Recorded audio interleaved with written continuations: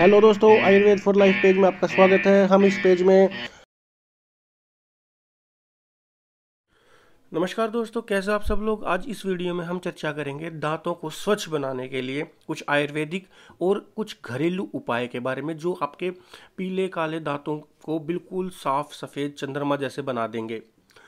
तो कुछ नुस्खे हैं जो मैं बता रहा हूँ। सबसे पहला जो नुस्खा है वह है, उसमें कुछ दातुन है जो आपको इस्तेमाल करनी है। तो उसमें आप नीम की दातुन इस्तेमाल कर सकते हैं। नीम की दातुन निरंतर इस्तेमाल करेंगे तो आपके दांतों में कीड़े नहीं लगेंगे और साथ साथ आपके दांत भी अच्छे साफ सुथरे रहेंगे। उसके अलावा बबूल की, जिसे देसी भाषा में कीकर कहते हैं, उसकी भी अगर आप दातुन करते हैं तो भी आपके दांत स्वस्थ रहेंगे। अगर आपके आसपास कहीं आम का पेड़ है तो आम की दातुन भी आप कर सकते हैं, बहुत ही ज़्यादा लाभदायक है।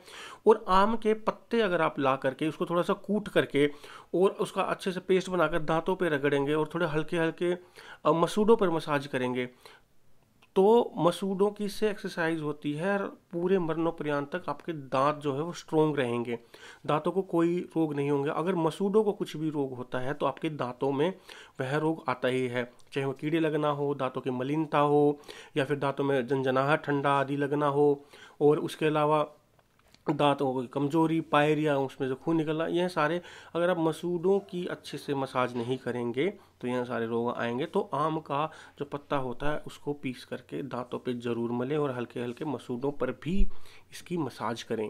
फिर उसके बाद करते हैं कुछ मंजन की। तो मंजन आपको अगर घर में ही इस्तेमाल करना हो तो सबसे पहला मंजन है, आप सेंधा नमक ले लीजिए और उसके अंदर थोड़ा सा सरसों का तेल मिला लीजिए।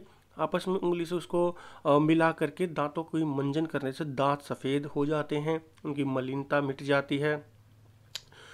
पायरिया रोग, जिसे मसूड़ों से खून आना कहते हैं, वह सब मिट जाते हैं। बेसिकली दांतों के जो रोग होते हैं वह वात के कारण होते हैं, और जब उनसे हम तेल से मसाज करते हैं तो तेल तो वातनाशक है ही, और तो वह सारे वात रोगों को दूर करता है।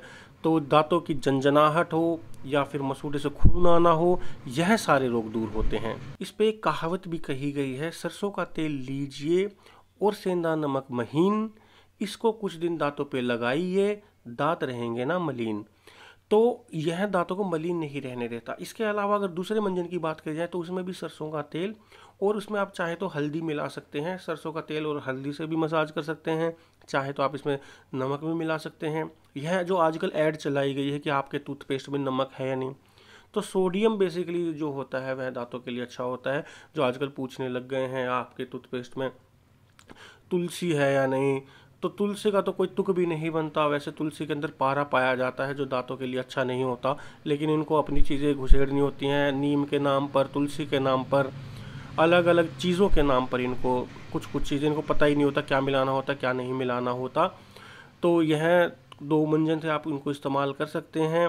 उसके अलावा कुछ घरेलू नुस्खे जो हैं वह हैं, आप नींबू का अगर आप रस निकाल कर कुछ उपयोग करते हैं तो जो नींबू का छिलका बच जाता है उस पर आप थोड़ा सा सरसों का तेल लगा लीजिए और नींबू से अच्छे प्रकार से अपने दांतों को साफ कीजिए। जो नींबू का अंदर वाला जो छिलका होता है उसके ऊपर लगाना है आपको सरसों का तेल, और उससे अच्छे से साफ करेंगे तो बहुत ही अच्छा रिजल्ट मिलेगा।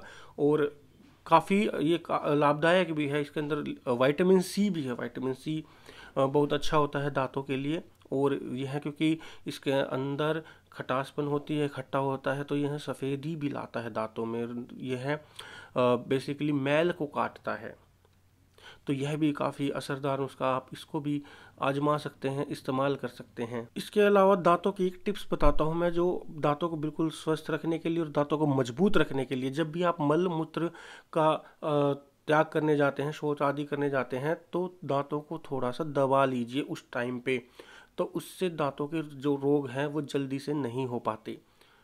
और खाना खाने के बाद हमेशा ज़रूर कुल्ला ज़रूर करें, उंगली से अच्छे से साफ़ करें, क्योंकि सबसे ज़्यादा दांतों की मलिनता इन्हीं से आती है, दांतों के रोग इन्हीं से आते हैं। कभी भी मीठा खाकर रात को नहीं सोना चाहिए, इससे दांतों के कीड़े पड़ते हैं। और कभी भी वात बढ़ाने वाली चीज़ें नहीं खानी चाहिए, इससे दांतों में झंझनाहट, पायरिया आदि इस तरीके के रोग होते हैं। तो यह थी कुछ दांतों की सफाई के बारे में जानकारी। मैं आशा करता हूँ मेरे द्वारा दी गई जानकारी आपको अच्छी लगी होगी। अगर आपको यह वीडियो अच्छी लगी हो तो इस वीडियो को लाइक एंड शेयर कीजिएगा। अगर आपको कोई चीज़ समझ में ना आई हो तो आप कमेंट के माध्यम से हमसे पूछ सकते हैं। और अगर अभी तक आपने हमारे यूट्यूब चैनल को सब्सक्राइब नहीं करा है तो अभी लाल बटन दबाकर सब्सक्राइब करें। धन्यवाद।